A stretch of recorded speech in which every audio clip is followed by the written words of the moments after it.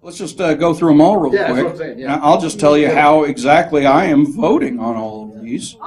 And, well, name another gubernatorial candidate that'll be up front with his ballot. And that is, let's see here, 67's a no, 68's a no, 104 is a yes, and 105 is a no. The 67 is the personhood thing. And I'm against that because of it is disingenuous. The argument about 67 is that it doesn't really change anything. It just kind of changes a few technical definitions. And that's complete and utter horsepucky.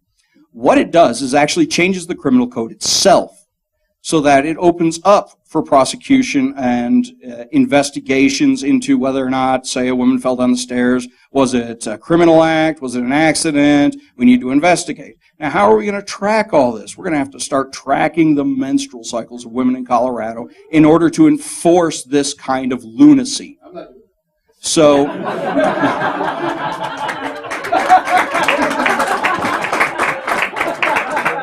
hey, it's my turn. Probably enough for that. But cue the drums and cymbals. But in realism, in all realistic means, there is no way to enforce this, but there is a way to subjectively enforce it, and that is a major part of the problem. So I'm a no on 67. 68 is the casino amendment for the Rhode Island group out there. They want to turn the current Arapahoe Aurora-ish racetrack into a casino. How many have seen the Bellagio in Las Vegas? That's about 2,400 slot machines in that thing. It's huge. The bill allows for 2,500. So they want to establish a casino out there about the size of Bellagio and then prevent any competition. That's where I really have a problem. The casino itself sounds kind of cool to visit, really. But if we prevent competition, we're violating the equal protections rules of the Constitution. We're creating a situation where we are creating an unconstitutional constitution, of all things. And then it goes further to say, okay, the next person that builds a racetrack down in Pueblo, well, they get a monopoly as well. And whoever builds a racetrack over, what was the other county? Delta? Or Grant? Mesa County. And whoever builds a racetrack there first also gets a monopoly. So it creates a huge rush to monopoly. That's not the way a market's supposed to work if it's supposed to be free at all. That's a crony market, if nothing else. Crony capitalism, first and foremost. And it has no business being in our Constitution. 104, quite succinctly, is the Sunshine Amendment for transparency upon negotiations of school boards with unions. These are your tax dollars, hard at not work. So I think you should be able to tell what's going on in these negotiations. What are the goodies really being offered?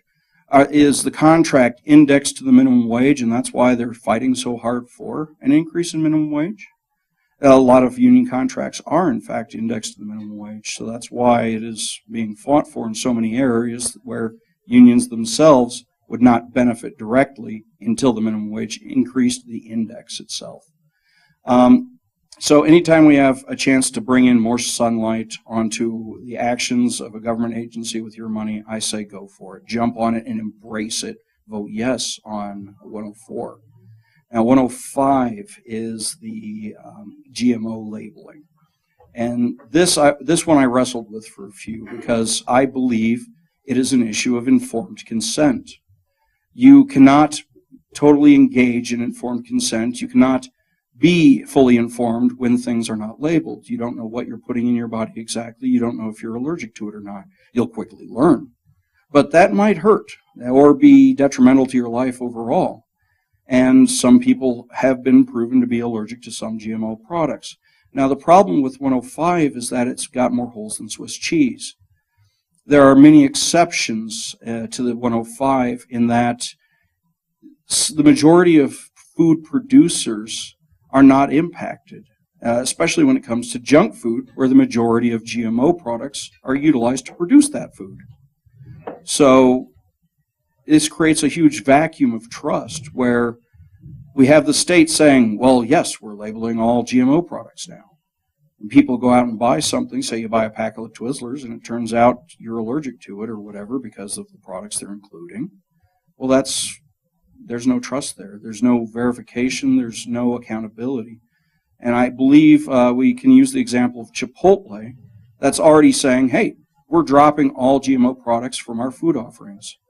That's a free market solution right there. It's a company seeing a need, a niche, and attacking it, and their stock, doubled in a day because of it? It was absolutely insane. How does Chipotle know? How does Chipotle know? Yeah. They investigate the food sources themselves.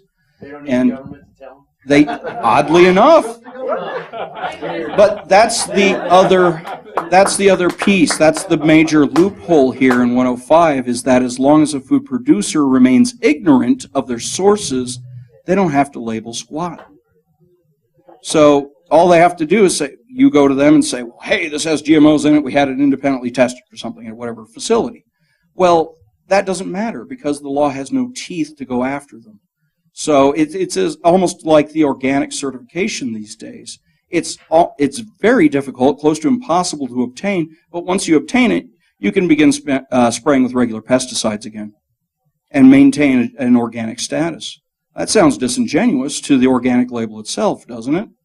Or we're going to have the same situation with GMOs in Colorado because of 105. So I urge you to vote no on it simply because it's another thing government can screw up again. All right. I know it's getting late. Any Big Lebowski fans in here? All right. Sometimes lawyers aren't into the whole brevity thing. I'm going to do what I can. All right. 67 personhood. Is that right? All right. I get the numbers. Always get the numbers wrong. No. For the reasons Matt said, and because it does give elected DAs discretion whether or not to charge somebody who was, say, was in a single car accident and has a miscarriage in the second month, they can be charged with a crime. I don't want to give the government that authority, among all the other reasons. So absolutely no on personhood. 68, the gambling thing, no on that as well for the reasons Matt stated. And basically this, if it said casinos are legal in Colorado, I'd probably be a yes on it. But that's not what it says. It says this tract owned by these people can have a casino. No. No, we don't want that. That's corporatism. That's crony capitalism, as Matt said. So we don't need that at all. Legalize it, but don't legalize it just for this group. And if that's what you want to do, no. Open meetings with the unions, absolutely yes.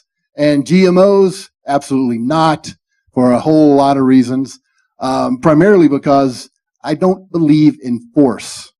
That is the underlying basis of the libertarian philosophy. And this forces a manufacturer to meet its requirements. Now, I eat Big Macs and Doritos, all right? So it's clearly not a personal issue to me, but I understand it is a personal issue to some people. And as Matt pointed out, there's a market there. Underwriter's Laboratory with electronics. Some of you are familiar with that. Yes, I am. Not a government agency. If you want their seal of approval, you have to meet their standards. And people want to meet those standards so they can get that stamp and get that certification. That's the answer to, if you want to know what's in your food, that's the answer. Somebody will come along and certify it. And if you don't like the certification, don't buy it. Start your own certification.